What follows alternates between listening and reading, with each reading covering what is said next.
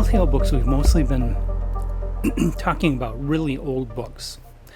And when I say really old, going all the way back to ancient Greece, or at least as far back as the early 1900s, more than 100 years ago. Mainly because we've been sticking very much to works that are in the public domain. But we don't want to ignore the fact that there are very good books being written today. So we have started reviewing a lot more newer books. We've done a number of them, such as Gideon the Ninth. And today I'm here to talk to you about one that just came out earlier this month, or last month rather, July. This is August. It just came out. It's been very highly regarded by most other reviewers, and I'm going to chime in with them because I've read it.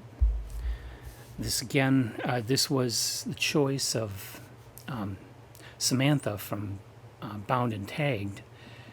Her science fiction and fantasy book club chose this as the book to read for the month of July, and it is Project Hail Mary by Andy Weir. Now, I didn't read The Martian. I haven't seen the movie of The Martian.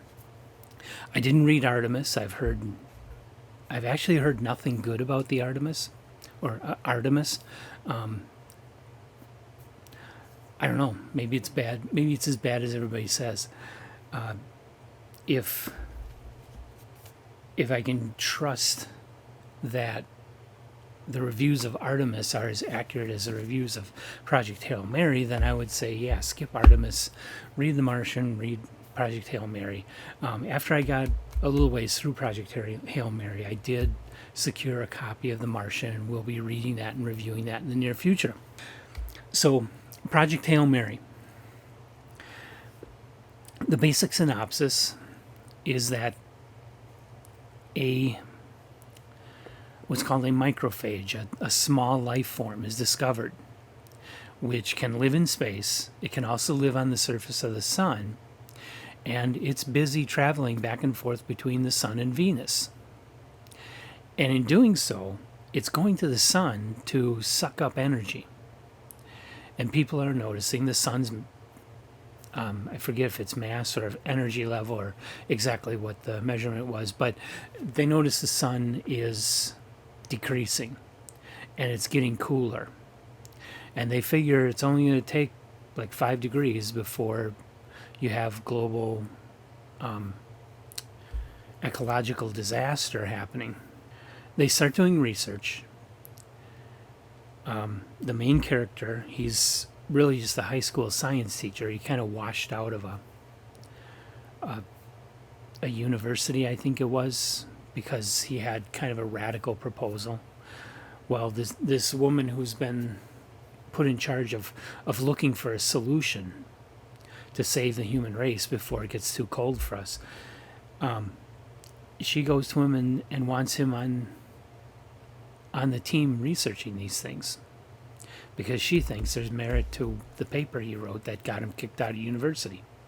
So anyway, he gets involved in the team, and first thing he discovers is how to get these macrophages to breed. Now, of course, that's not really what you want to have happening. You don't want more of them, but actually they did, because other scientists found out how they could extract all the energy that these macrophages are sucking out of the sun to use it for a star drive. And they invented a spaceship that can go close to the speed of light. So they discovered an anomaly around Tau Ceti, and they developed a ship with the purpose of sending a crew to Tau Ceti to investigate why Tau Ceti is the anomaly, why these macrophages would exist at Tau Ceti and not be altering the star. They want to discover the secret to that. So they send this crew on the ship, put the crew in deep sleep, send them off to Tau Ceti to investigate what's going on. I'm going to stop there because that's when things get really, really interesting. The book has some science to it, but it's pretty simple science. Newtonian mechanics, a little bit of Einstein relativity. Other people who've read the book that don't know anything about science, they have mentioned in Samantha's Club that they were still able to enjoy the book for the characters. And you can. The characters are awesome in this. They're a lot of fun. But I feel that if you have a little bit of scientific knowledge, you can handle this book.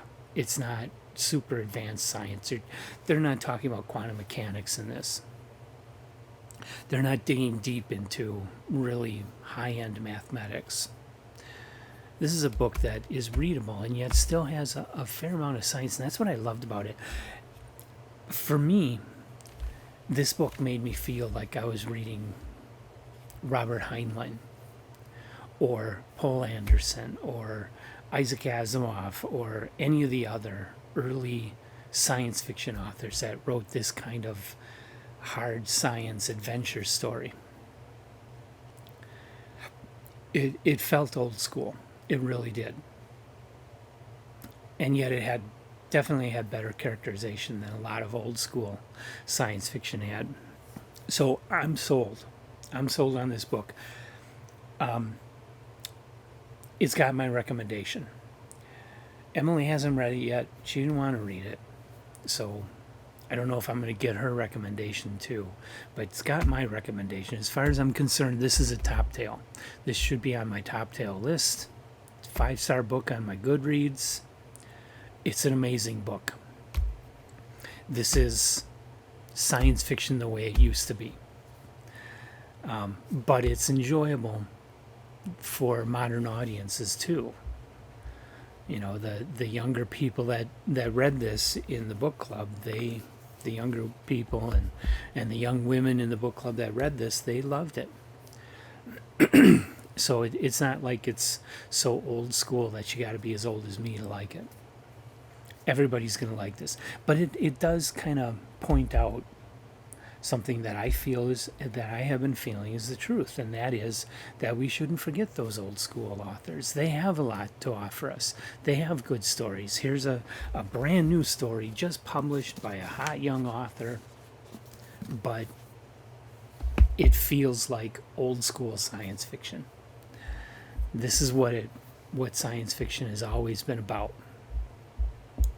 So I think if you love this, you can go back and you can read Heinlein, you can read Poul Anderson, and read Jack Williamson and Arthur C. Clarke, and probably like them as well. Because I think this is totally in line with what those authors did back in the 40s and 50s and 60s. So it's got my recommendation. This is an excellent book. And I guess I should leave it at there. What more can I say? A lot of other reviewers have dug into details of structure and characterization and watch those videos to go into the deeper English lit analysis if you want. Mine, I'm just a reader. I loved reading it and would love to read more by Andy Weir. With that, I'll say goodbye for this video and good reading. We'll talk to you again on Top Tail.